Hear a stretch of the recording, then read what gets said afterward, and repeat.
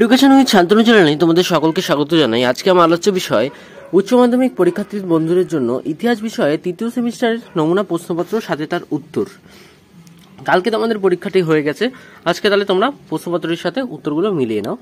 প্রথম ভবিষ্যৎবাণীর প্রচারক যিনি হিন্দি ভাষায় তার মতাদর্শ প্রচার করেছিলেন তিনি হলেন রামানন্দ। প্রশ্নপত্র 2-এর দাগে আছে ঠিক ভুল নির্ণয় করো। ইংরেজি দূত হিসাবে জাহাঙ্গীরের রাজসভায় এসেছিলেন, কে এসেছিল সেটা আমাদের বের করতে হবে। সঠিক উত্তর হবে তোমাদের বিদাগ। প্রশ্নপত্র 3 দাগে বলেছে গুরুকা লঙ্গর প্রতিষ্ঠা করেন নানক।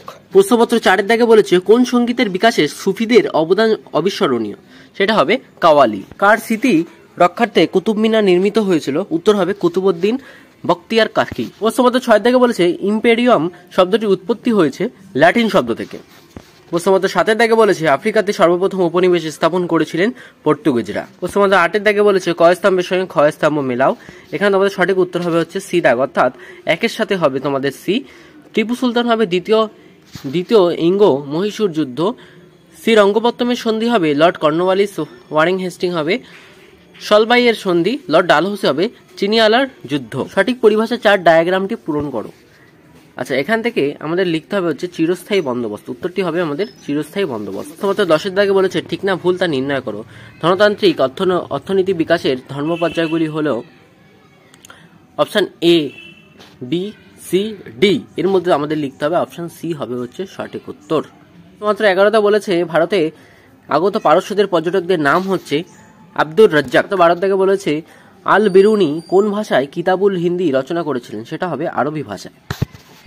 প্রশ্নপত্র 13 দাগে বলেছে বিজয়নগর রাজ্য ছিল শৃঙ্খলাবদ্ধ সমৃদ্ধ, মন্তব্যটি করেছেন আব্দুর রাজ্জাক। প্রশ্নপত্র 14 দাগে বলেছে কয় স্তম্ভের সঙ্গে ক্ষয় স্তম্ভ মেলাও। এখানে তুমি দেখতে পাচ্ছ তোমাদের কয় স্তম্ভের সাথে ক্ষয় স্তম্ভ আমরা মিলিয়ে দেখিয়ে দিয়েছি, দেখতেই পাচ্ছ।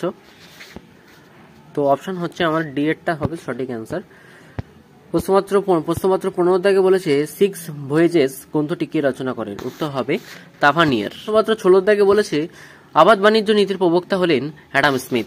প্রশ্নপত্র 17 দাগে বলেছে ঠিক উত্তরটি নির্ণয় করো। এখানে তোমাদের অপশন বি হবে হচ্ছে ঠিক উত্তর।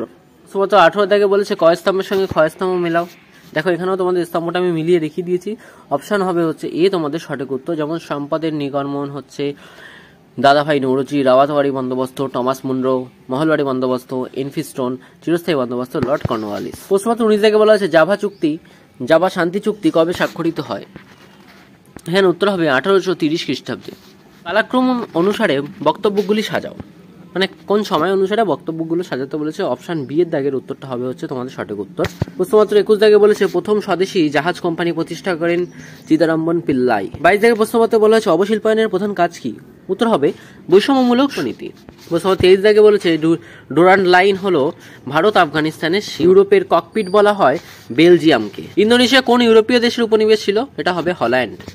প্রশ্নপত্র 26 দাগে বলা হয়েছে চারমিনার কোথায় অবস্থিত, হবে হায়দ্রাবাদ। প্রশ্নপত্র 27 দাগে বলেছে বাক্যগুলি কালক্রমণ অনুসারে সাজাও।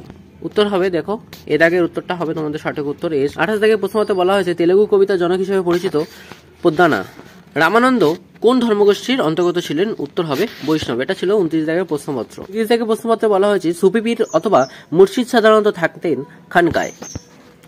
প্রশ্নপত্র 31 দাগে বলা হয়েছে বিবৃতিগুলির সম্পর্ক নির্ণয় করো। অপশন এ হবে তোমাদের সঠিক উত্তর। প্রশ্নপত্র 32 দাগে বলেছে উন্নত জাতির কর্তব্য হলো পিছিয়ে পড়া জাতিকে সভ্য করে তোলা। এই উক্তির প্রবক্তা হলেন জুল ফেরি। প্রশ্নপত্র 33 দাগে বলা হয়েছে প্রাচ্যের সিরাজ নামে পরিচিত হলেন আলবুকার্ক। ভারতে আধুনিক পুলিশ ব্যবস্থা জনক হিসেবে পরিচিত ছিলেন লর্ড কর্নওয়ালিস।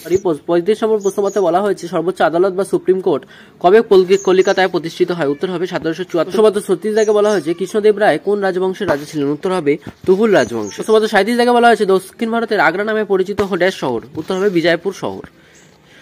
কালিকটের প্রথম যুদ্ধ কবে হয়েছিল, হবে 1565 খ্রিস্টাব্দে। পরবর্তী প্রশ্ন যেটা আছে সেটা হচ্ছে বাংলা প্রথম স্বাধীন সুলতান কে ছিল, এটা হলো ইলিয়াস। বিজয়নগর সাম্রাজ্য প্রতিষ্ঠিত হয় ড্যাশ নদীর তীরে, উত্তর হবে তোমাদের তুঙ্গভদ্রা নদীর তীরে। তো এই ছিল তোমাদের তৃতীয় সেমিস্টারের ইতিহাস বিষয়ের উচ্চ মাধ্যমিক পরীক্ষার নমুনা প্রশ্নপত্র সাথে তার উত্তর। তোমাদের কার কি ভুল গেছে সেগুলো কিন্তু কমেন্টে অবশ্যই জানাবে, এবং চ্যানেল নতুন হয়ে থাকলে চ্যানেলটিকে অবশ্যই সাবস্ক্রাইব করে রাখবে এবং বন্ধুদের মাঝে বেশি বেশি করে শেয়ার করে দেবে। অন্যান্য ভিডিওগুলি দেখতে তোমরা প্লেলিস্ট চেক করে দেখতে পারো।